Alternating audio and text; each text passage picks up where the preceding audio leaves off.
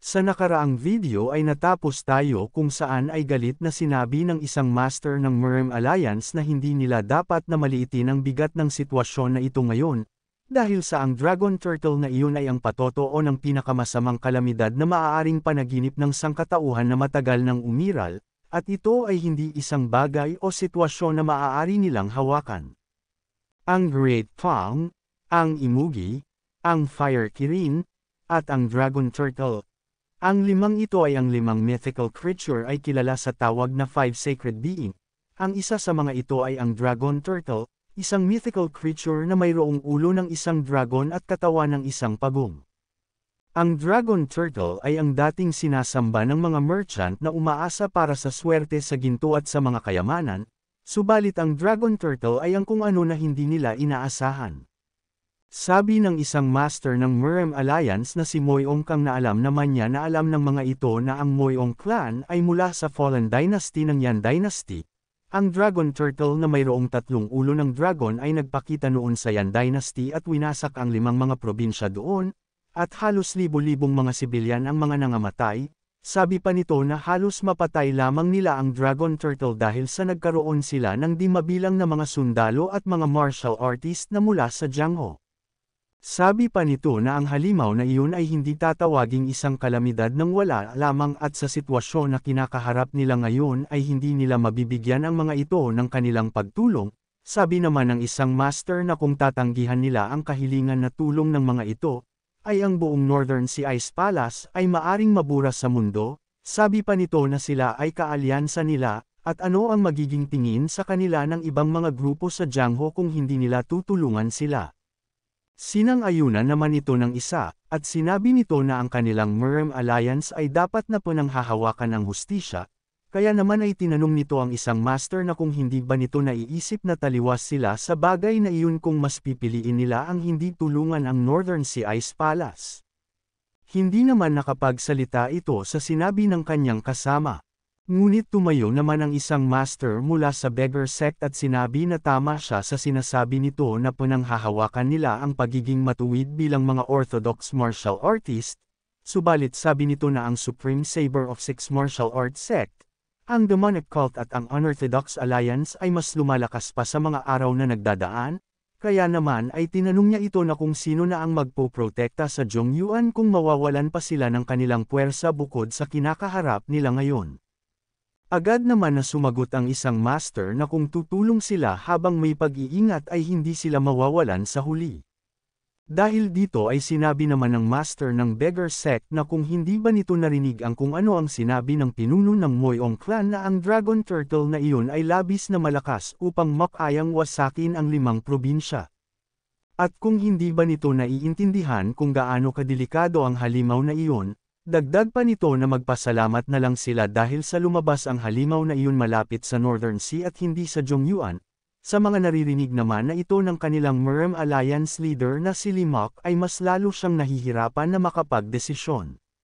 Sa isip niya ay napapasabi ito na ang dalawang panig ay kinukonsidera ang hinaharap ng kanilang alyansa, subalit ang nakasulat sa liham na ipinadala sa kanya ay sinasabi na ang si Dragon Turtle ay pinakawalan sa pamamagitan ng mga pampasabog na nagmula sa Zhongyuan, kaya naman ay labis siyang nababahala patungkol dito. Nang bigla naman itong may napansin, dahil sa mukhang naiisip din ito ng kanyang ikalawang anak na si Kang So, nang bigla naman siyang napasabi na habang lumilipas ang mga panahon ay mas nagiging mapanganib kung mag-isip ang isang ito, ngunit hindi niya maitatanggi na kasing talentado din ito kagaya ng kanyang nakakatandang kapatid. Nang bigla niyang naalala ang sinabi nito noon na kailangan na nilang ligpitan ang mga Unorthodox Alliance at ang Demonic Cult, kaya naman ay napasabi ito sa kanyang isip na palaging mayroon itong malakas na bloodlust mula pa noong 10 taon na ang nakakalipas, at ang batang ito ay ang pinakamaambisyon kumpara sa dalawa pa niyang mga kapatid, kaya naman ay sinubukan niya na ilayo ito sa pagiging tagapagmana ng kanyang posisyon sa Merm Alliance. Kaya naman nang makita niya noon ang hindi magandang kalagayan ng isa niyang anak na tumapat sa lakas ng isang Qian Yuun at nagawa pa siyang tanggalan ng isa nitong braso ay napasabi na lang siya na halos 2 linggo na ang nakakalipas mula nang makabalik si Yon Buso sa kanila, ngunit hindi pa din gumagaling ang mentalidad nito dahil sa nangyari sa kanya. Kaya naman sabi niya na dahil dito ay binigyan niya ng pagkakataon ang anak niyang ito na sumali sa mga pagpupulong ngunit hindi niya alam kung ano ang kalalabasan nito sa hinaharap. Nang bigla naman na tinawag ng binata ang atensyon ng lahat at sinabi na kung maari ba itong makahingi sa kanila ng pabor, dahil may nais itong itanong sa nagdala ng sulat sa kanila na nagmula sa Northern Sea Ice Palace, kaya naman ay tinanong niya kung maari ba na ipapasok nila ito sa loob. Sabi naman ng isang master na wala pa silang napagdedesisyonan para papasukin nila ito sa loob, agad naman na sinabi ng binata na importanteng bagay ang nais niyang gawin, dahil sa ang magiging sagot ng taong nagdala ng liham sa kanila ay ang magbibigay sa kanila ng linaw kung hahayaan ba nila na tulungan ito o hindi. Hindi din nagtagal ay agad na nilang pinagbigyan ng kahilingan ng binata at agad na pinapasok ang may dala ng liham na mula sa Northern Sea Ice Palace. Nang makapasok naman ito ay sa isip niya ay napapatanong ito na kung nagkaroon na ba sila ng pinal na desisyon para sa kanilang kahilingan sa mga ito. Nang bigla naman na nagsalita ang binata at sinabi sa naghatid ng liham na may nais itong itanong sa kanya, sabi nito na nabasa niya sa lihan na nakasaad dito na nagsagawa sila ng paghahanap sa Divine Relic Underground at ang Ice Stone ay nawasak din dahil dito. Dagdag pa ng binata na kahit pa alam nila na ang Dragon Turtle ay buhay pa.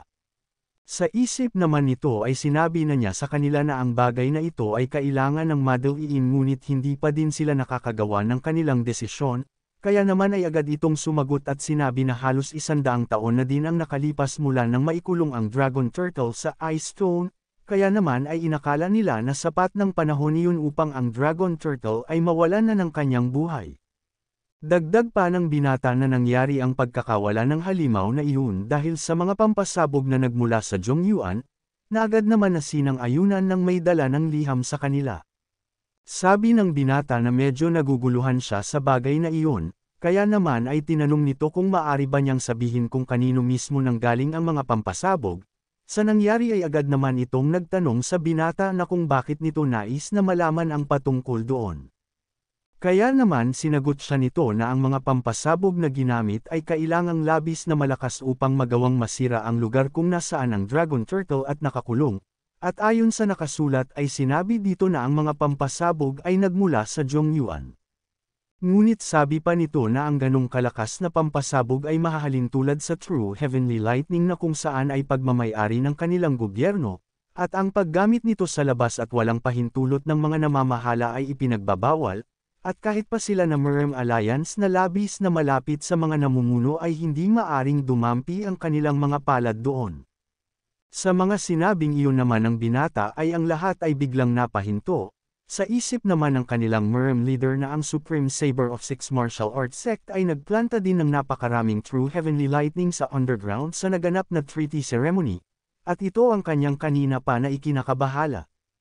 Nang bigla naman na nagsalita ang nagdala ng liham at sinabi na hindi nito nais na pag-usapan ang patungkol dito dahil sa isa itong internal conflict sa loob ng gobyerno ngunit mukhang wala na siyang mapagpipilian pa, kaya naman sabi nito na nakuha nila ang lahat ng mga pampasabog sa isang hindi kilalang organisasyon sa loob ng Zhongyuan, at sila mismo ang nagdala ng mga iyon sa kanila.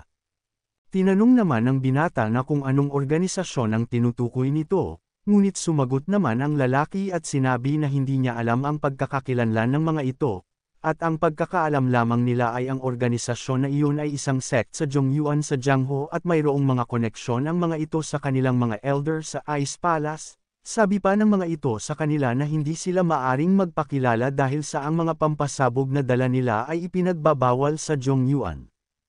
Sa pagtataka naman ng binata ay tinanong niya ito na kung ang nais ba niyang sabihin ay tumanggi ang kanilang mga elder na sabihin sa lahat ang pagkakakilanlan ng mga nagdala ng pampasabog sa kanila. Sabi naman nito na hindi na nila pa malalaman dahil sa ang elder na kanyang tinutukoy ay wala na sa kanila, dahil ang kanilang palace master at ang elder ay namatay na sa pamamagitan ng pagkakaipit sa ilalim ng Ice Stone kung saan naruroon ang Dragon Turtle. Sa isip naman ng Merm Alliance leader na ito pala ang dahilan kung bakit ang selyo sa liham ay hindi ang sa Palace Master ngunit kagaya lamang, kaya naman ay napasabi na lang ito na hindi niya inaasahan ang balitang iyon. Sabi naman dito ng lalaki na naiintindihan niya ang sentimento nito, ngunit ang pagkakamatay ng kanilang Palace Master ay hindi dahil sa isang aksidente. Dahil dito ay napatanong naman ang pinuno ng Merem Alliance sa kung ano ang ibig nitong sabihin sa kanila. Agad naman itong may kinuha sa kanyang damit, at agad na inilapag sa mesa sa kanilang harapan. Ngunit nang tignan ito ng binata ay bigla naman siyang nagtaka, kaya naman ay napapatanong siya na kung ano naman ang nakalagay dito. Agad naman na napatayo ang Merem Alliance leader dahil sa labis na pagkakagulat at sinabi na kilala niya ang mga marka ng blade na ito. Sabi ng lalaki na nagawa niyang makopya ang mga sugat ng mga nagawang makaligtas sa lugar na iyon, sa isip ng pinuno na ang mga nakalagay dito ay mula sa Supreme Saber of Six Martial Arts Sect. Kung umabot ka na sa parte ng video na ito ay maaari lamang na i-click ang like at super thanks sa baba bilang pagsuporta. Maraming salamat. Sa lugar naman ng ating bida sa Demonic Cult Branch sa palasyo, ay pinagmamasdan naman ng dalawa ang mga marka na mayroon sa katawan ng binata. Matapos ay nagtanong ito na kung nakikilala ba nila ang mga marka na nasa kanyang katawan. Agad naman na sumagot ang Grand Guardian at sinabi na ito ay mula sa Supreme Saber of Six Martial Arts Sect at ito ay ang Supreme Saber Divine Martial Arts. Sa isip naman ng binata ay napapasabi siya na ang sinabi nito ay ang kamakailan lamang na nabuong organisasyon sa Jiangho, at ito din ang martial art technique na halos ikapas lang ng iba pa niyang mga kasama. Sa isip naman ng ating bida ay seryoso naman itong napapasabi na mukhang nagawa na din ng mga ito na maabot ang Northern Sea, kaya naman ay tinanong nito ang binata na kung inimbita ba ng kanilang third elder ang mga ito base sa kanyang pagsasalaysay. Na agad naman na sinang-ayunan nito at sinabi na nagbigay ito ng suhestyon sa kanila na mayroon itong alam na isang sect sa Zhongyuan na mayroong mga pampasabog. Sabi pa nito na mayroong divine relic sa lugar na iyon na matagal nang nawawala sa Northern Sea Ice Palace, at ang relic na ito ay palaging ipinapasa sa kasalukuyang Palace Master hanggang sa mga susunod na mga tagapagmana. Subalit ang proseso sa pagpunta sa Dragon Turtle ilang daang taon na ang nakakalipas, ay ang Palace Master noong panahon na iyon at ang ibang mga mandirigma ay sinakripisyo ang kanilang mga sarili at nalibing ng sama-sama sa underground cave ng Ice Stone. Sabi pa nito na halos 100 taon na ang nakakalipas mula noon, kaya naman ay inisip nila na ang mythical creature ay patay na. Ang kanilang Palace Master, ang ikatlo at ang ikaapat na elder at ang ilang mga elite warrior ng Northern Sea Ice Palace ay gumamit ng mga pampasabog upang gumawa ng pasukan sa kuweba. Ang mga grupo naman ng Supreme Saber of Six Martial Arts Sect ay ninais din ang sumama sa kanila, at dahil sa ang kanilang ikatlong elder ay nagbigay na ng paggarantiya sa pagiging tapat ng mga ito ay hindi na sila pa nagdalawang isip. Nang madiskubre na nila ang katawan ng Frozen Dragon Turtle sa kailaliman ng kuweba, ay doon na nagsimula ang lahat. Sabi nito na ang grupo ng Supreme Saber of Six Martial Arts Sect ay nagpakita na ng kanilang tunay na kulay. Sabi nito na nag-umpisa na silang umatake sa kanila, ang kanilang mga mandirigma na kilala sa kanilang mga martial prowess, ay kalmado na sumagot kahit pa sa biglaang pag-atake ng mga ito sa kanila. Ngunit sabi nito na mayroong isang pangyayari na hindi nila inaasahan, ito ay ang kanilang ikatlong elder na inakala nilang kakampi, ay nagawang atakihin ang kanilang Palace Master mula sa kanyang likudan. Kaya naman kung gusto mo na masubaybayan ang ating kwento ay i-open mo lang ang notification bell pagkatapos mo na mag-subscribe.